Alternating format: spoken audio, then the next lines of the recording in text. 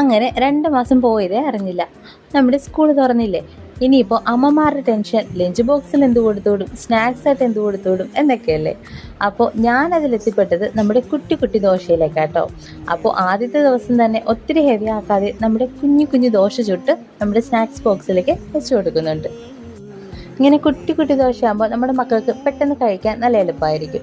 അപ്പോൾ കൂടെ ഞാൻ കടലക്കറിയാണ് കേട്ടോ വെച്ചിട്ടുള്ളത്. അപ്പോൾ കടലക്കറി കടല കുറച്ചിട്ട് ചാറ് മാത്രമാണ് കൂടുതലായിട്ട് വെച്ച് കൊടുക്കുന്നത്. എന്തായാലും കുറച്ച് കടലയൊക്കെ ഇടുന്നുണ്ട്, സ്കൂളിലാകുമ്പം കലാതെ കഴിക്കുമല്ലോ. അങ്ങനെ കറി ഒഴിച്ചൊന്ന് ചൂടാറാനായിട്ട് വെച്ചപ്പോഴത്തേക്കും നമ്മുടെ ബോട്ടിലേക്ക് വെള്ളം നിറച്ച് വെച്ചു. ഇനിയിപ്പോൾ ഓരോ ദിവസവും ഓരോ പരീക്ഷണങ്ങൾ നടത്തി വേണം ലഞ്ച് ബോക്സ് സെറ്റാക്കാൻ.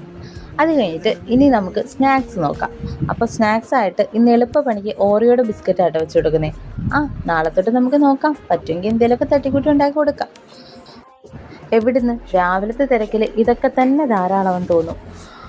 അങ്ങനെ നമ്മുടെ ലഞ്ച് ബോക്സും സ്നാക്സും വെള്ളവും ഒക്കെ ഇതേ റെഡിയായി. ഇനി നമുക്ക് നമ്മൾ ടവൽ കെട്ടിക്കൊടുക്കാം. ഇങ്ങനത്തെ ലഞ്ച് ബോക്സ് ആയതുകൊണ്ട് തന്നെ കെട്ടാൻ നല്ല പാടുപെട്ട്. മറ്റേ ടൈപ്പായിരുന്നു ഞാൻ എടുത്തത്, പക്ഷെ മോന് ഇത് തന്നെ മതിയെന്ന് വാശിയായിരുന്നു. അപ്പോൾ നമ്മൾ നല്ല ലൂസായിട്ടാണ് കെട്ടി കൊടുക്കുന്നത്. അതാകുമ്പോൾ ഉച്ചയ്ക്ക് കഴിക്കാൻ നേരം എളുപ്പമായിരിക്കും കഴിച്ചെടുക്കാനായിട്ട്. അപ്പോഴേ നമ്മുടെ ലഞ്ച് ബോക്സ് റെഡിയായി കഴിഞ്ഞു കേട്ടോ. അപ്പം നിങ്ങളുടേത് എന്തായിരുന്നെന്ന് ഒന്ന് കമൻറ്റ് ചെയ്യണമേ. ഓക്കേ.